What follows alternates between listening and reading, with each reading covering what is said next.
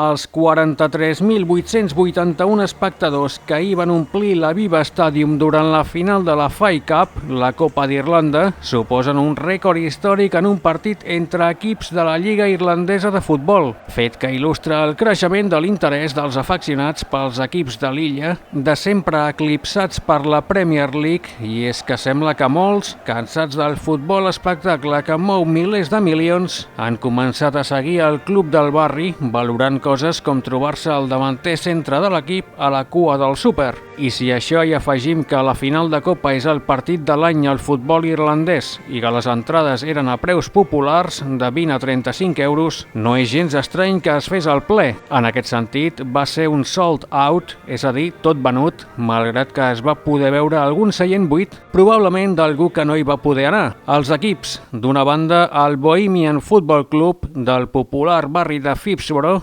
coneguts com The Gypsies i amb samarreta de franges negres i vermelles. De l'altra, el St. Patrick's Athletic del barri d'Inchicore, coneguts com The Saints i amb samarreta groga. Com d'habitud, abans de començar va sonar la Run-Navin, l'himne d'Irlanda,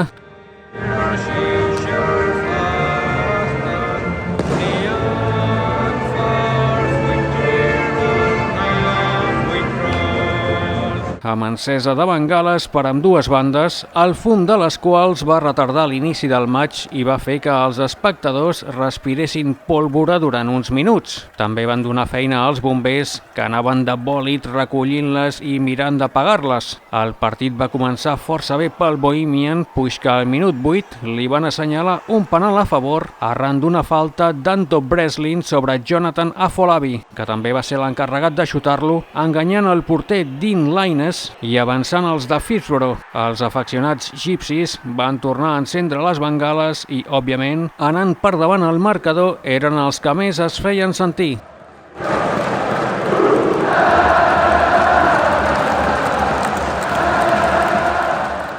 El Bohemian podria haver fet el segon quan, després d'una mitja volta dins l'àrea, Afolabi va xutar desviat a la dreta de la porteria. Al minut 23, les coses van tornar a igualar-se amb una falta picada per Jake Mulroney, que va ser rematada amb el cap al límit de l'àrea petita per Mark Doyle, fet que va suposar novament l'encesa de bengales i un temps d'espera fins que es dissipés el fum. La resta de la primera part va ser dominada pel Bohemian, amb diverses ocasions de gol que no van materialitzar-se i amb atacs puntuals del St. Patrick's Athletic, com un xut de Chris Forrester que va passar fregant el travesser al minut 44. La segona part va començar amb domini dels Saints, que al minut 47 va fer el segon, també de falta picada per Mulroney, però en aquesta ocasió va ser Christian Novak que, mirant d'evitar que Joe Redmond rematés, va marcar en pròpia porta. I després, les bengales, un no para de respirar pólvora. Tot i el contratemps, el Bohemian no va donar el braç a tòrcer i va continuar atacant a la recerca del gol, malgrat que l'equip es veia molt dependent d'Afolabi, que ho provava contínuament sense trobar la porteria.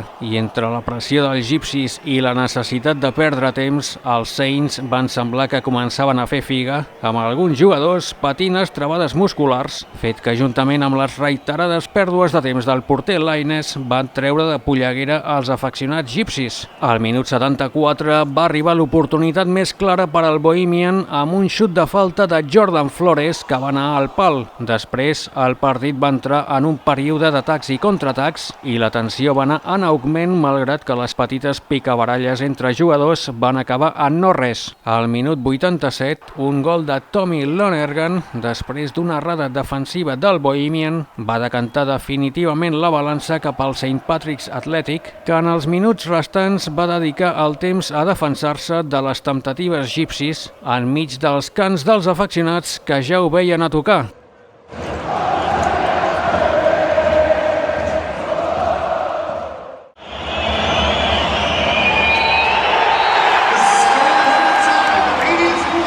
Amb el xiulet final, els Saints van anar a celebrar la victòria amb els afeccionats que ocupaven el gol nord amb la música a tot drap.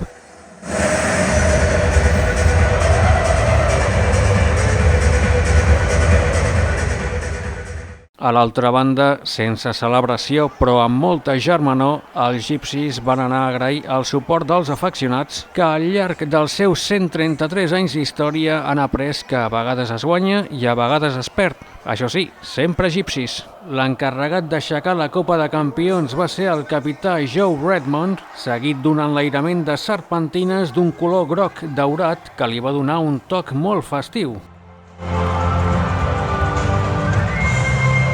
Posteriorment, foto de campions a la gespa darrere de la pancarta i nova celebració amb els afeccionats. D'altra banda, el Samuel Beckett Bridge saludava el flamant campió aprofitant que s'hi poden fer projeccions. Enhorabona, St. Patrick's Athletic!